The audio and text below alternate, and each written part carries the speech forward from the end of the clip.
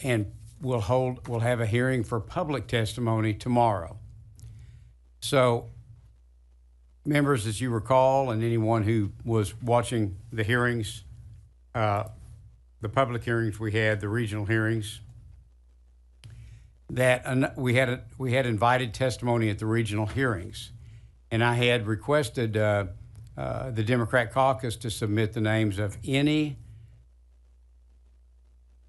that they wanted to bring in as invited testimony, and we formally invited all of those. Quite a number testified, and many mentioned that they had difficulty testifying without knowing what the map looked like that we would ultimately be considering. Now, they all gave very valuable testimony on the process itself of redistricting, but since so many of them had commented, we really want to give testimony on the precise map that the committee will be considering. Because of that, we decided to hold a separate committee hearing just for the purpose of allowing those invited members, which by the way includes all the Democrat congressional members.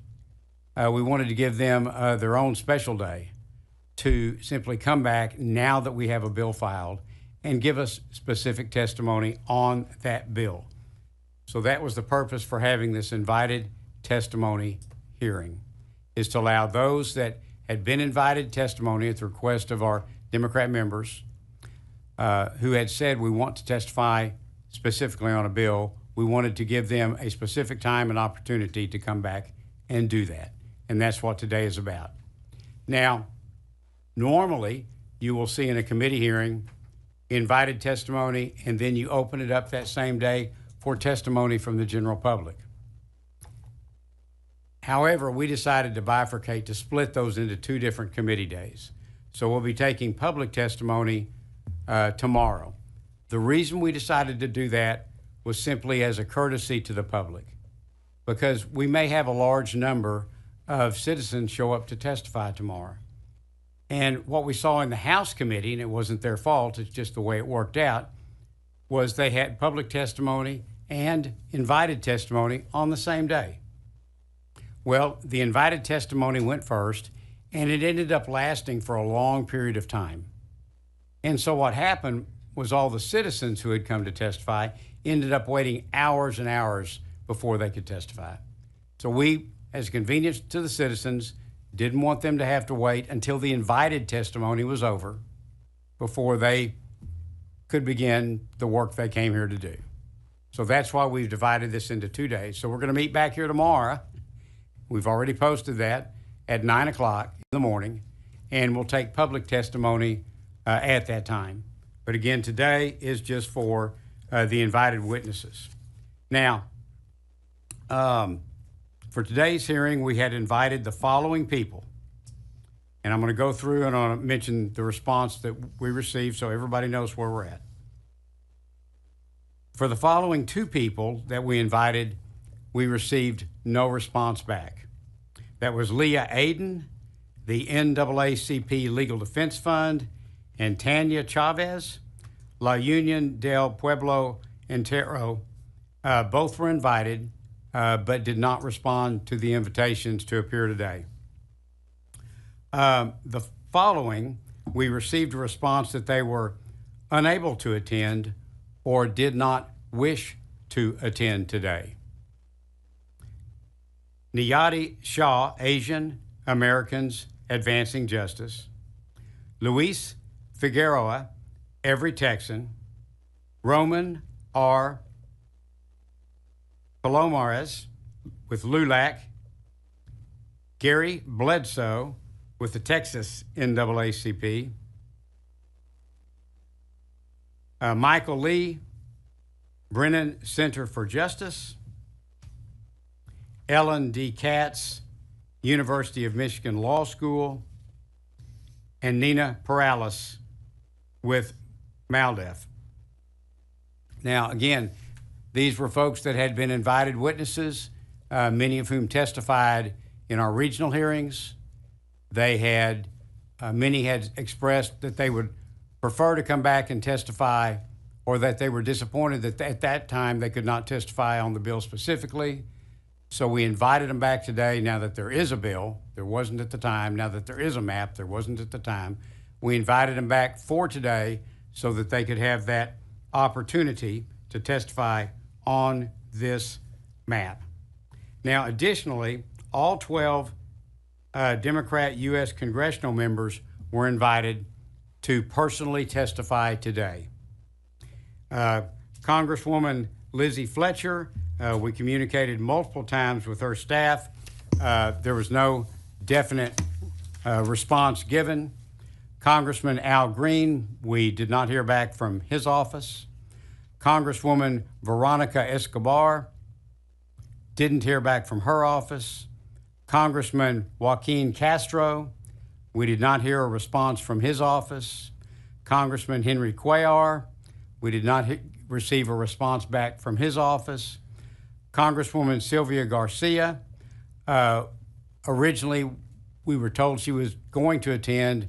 We were told just a little bit ago when we called back to her office to double check, because we didn't see her in the committee room, that she will not be with us today. Congresswoman Jasmine Crockett, we received no response to our invitation from her. Congresswoman Julie Johnson, we received no response to our invitation from her. Congressman Mark Vesey, we corresponded with his staff. He did respond with written testimony, which will be made available to the committee members, but there was no response as to whether or not he would be here today, and I do not see him in the audience. Congressman Vicente Gonzalez, we received no response from his office. Congressman Greg Cesar, we received no response from him. And Congressman Lloyd Doggett, we received no response to our invitation from Congressman Doggett either. So we did want to wait a little while to see if anybody just showed up. We have had no one register to testify today, no one that had been invited. Additionally, at the request of the Democrat caucus, the committee had sent invitations to appear before the committee at any time to Harmeet Dillon, the Assistant Attorney General for the Civil Rights Division at the U.S. Department of Justice, and Mr. Adam Kincaid. Now, those were letters that were sent, Mr. Kincaid's in particular, but both were sent letters of invitation if they wish to testify. However, the committee also considered motions to subpoena their attendance, and the committee voted those motions down. We declined to subpoena them to testify.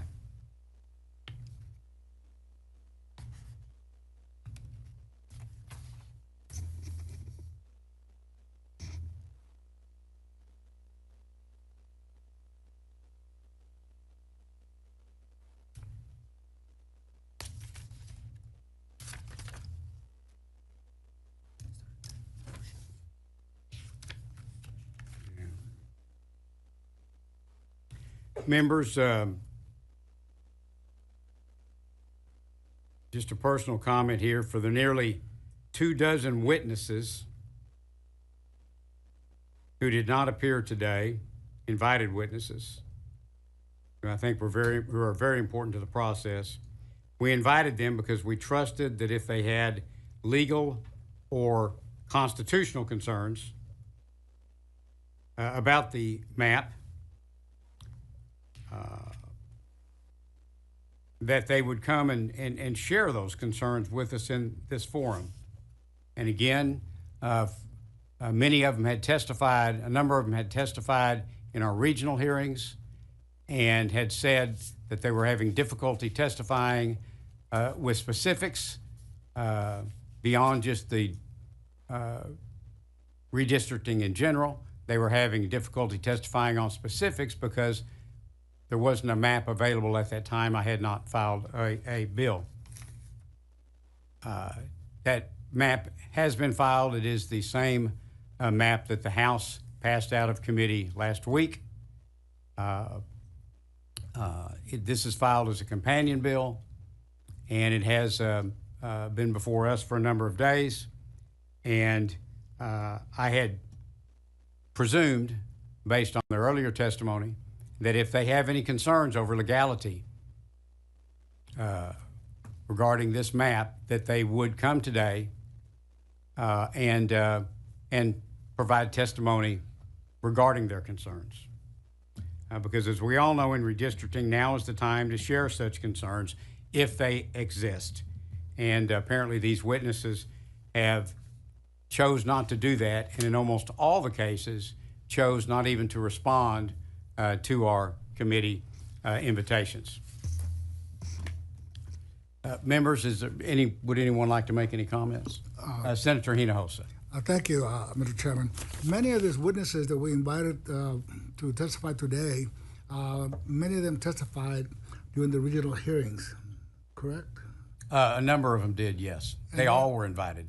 And there they expressed some of the concerns with the potential maps that are being considered as it relates to violations of the Voting Rights Act and the United States Constitution.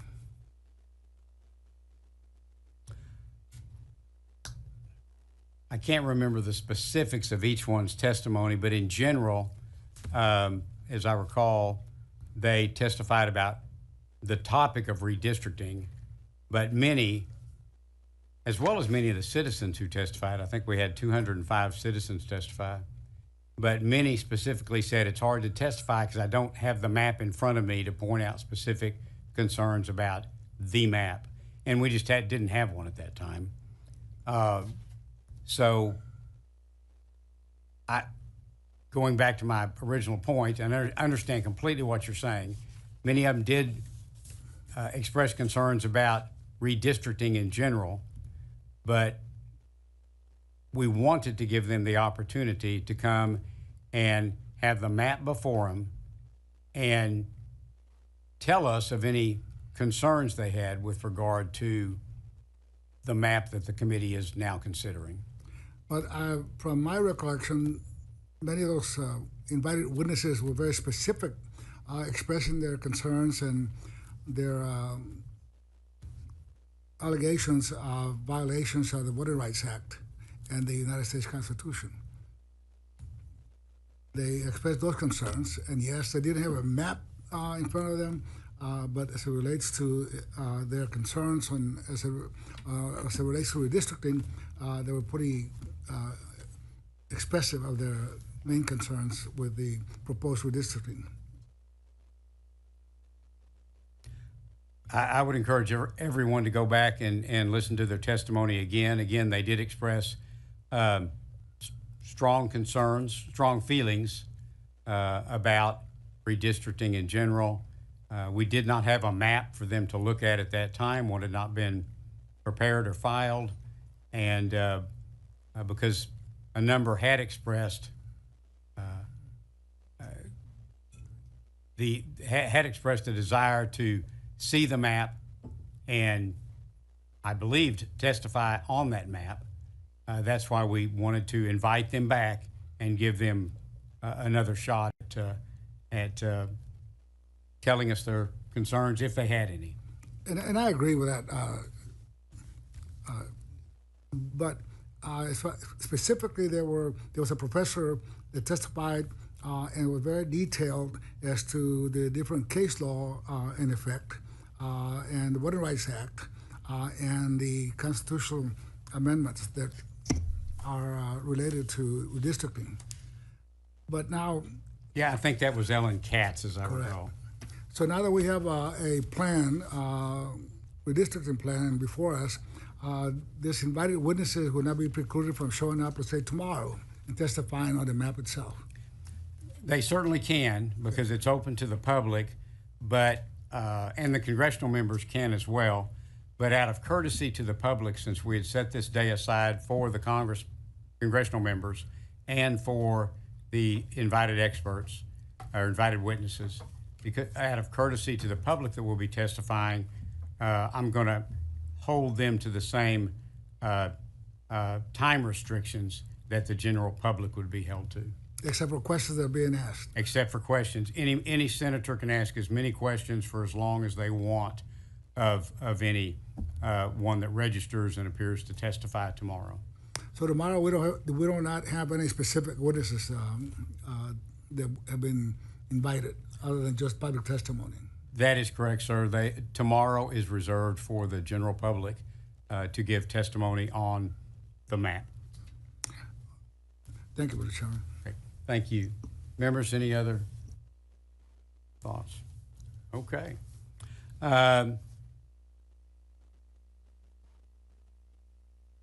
Members, is there any other business to come before the committee today? Hearing none, Senator Paxton moves that the committee stand in recess, subject to the call of the chair. And I want to thank those who are here in the committee room for waiting patiently till we got started today. And I want to thank the committee members for being here. And with that, we'll see you all tomorrow morning.